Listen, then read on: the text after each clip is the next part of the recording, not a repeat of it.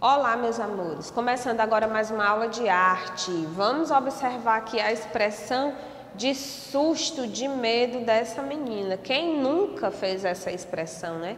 Será que aconteceu com ela para ela estar com essa expressão? E o título, né, do nosso capítulo, terceiro capítulo, é Ai, que medo!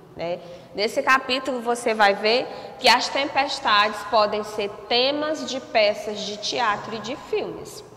Você tem medo de alguma coisa? O que mais te deixa apavorado? Você tem medo da chuva? Em uma peça de teatro, você já reparou como os atores representam o medo de tempestade? Então são várias perguntas. De que forma você acha possível representar a chuva em uma peça teatral? Então, aqui você vai usar a sua criatividade para responder. Cara de medo. Quando sentimos medo, fazemos expressões faciais e corporais diferentes. Nosso rosto e o nosso corpo reagem de maneiras diversas, dependendo da situação pela qual estamos passando. Alguma vez você já se olhou no espelho quando estava com medo? Os atores são especialistas em mudar de expressão, mesmo que não estejam vivendo uma real situação de medo, por exemplo. Eles conseguem expressar esse sentimento. Quando você for ao teatro, repare bem no rosto dos atores. Então, assim, geralmente, quando a gente está com medo, eu pelo menos nunca fiz isso que foi solicitado aí no livro, né? Me olhar no espelho quando eu estou com medo, mas eu acredito que a visão não seja das melhores, não, porque assim, é algo que o nosso corpo responde imediatamente, né? Você começa a suar, dá aquele frio na barriga, aquela sensação de pavor, e eu acredito que não seja muito bacana de me observar com medo, não, né? Você já viu uma peça de teatro com algum filme em que as pessoas expressavam medo?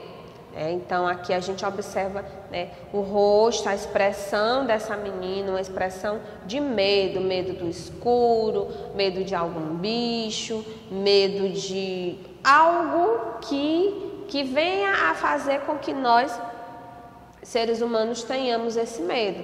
Hoje em dia são muito comum termos medos de algumas situações, como por exemplo, medo de um assalto, medo da violência. Então são esses medos que nos assolam mesmo quando a gente fica adulto, certo? E quando criança é comum termos alguns medos que a gente vai perdendo depois que cresce, né? Com medo de fantasmas, medo de assombração, medo. Aqui no Ceará nós temos muito medo de alma.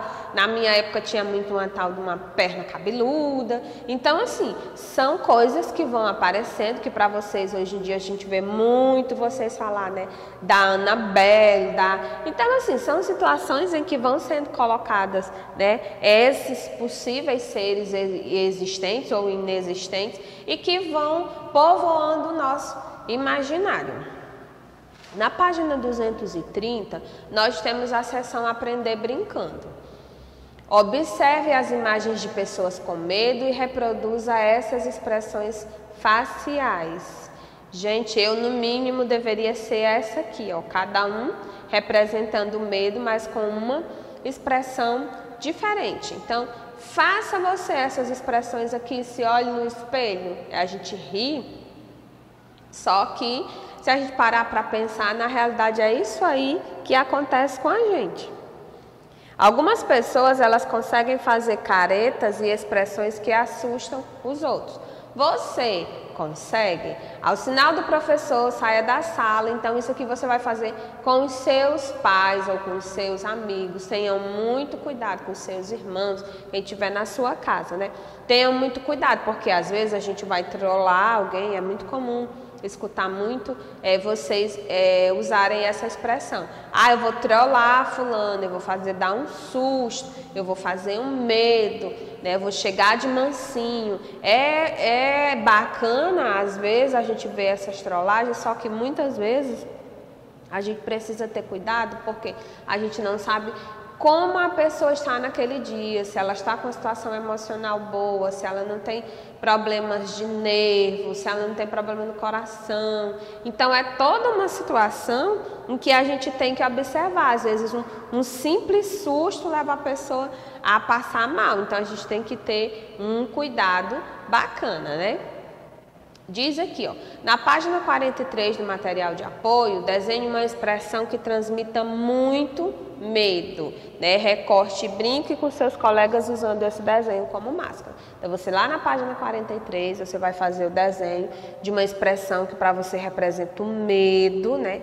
Que possa ser transformada em máscara. Quando a gente vê essas imagens, assim, a gente, aqui ele está só representando, fantasiando, mas a gente sabe que na realidade o medo ele traz essas expressões, ele traz essas sensações, tá certo?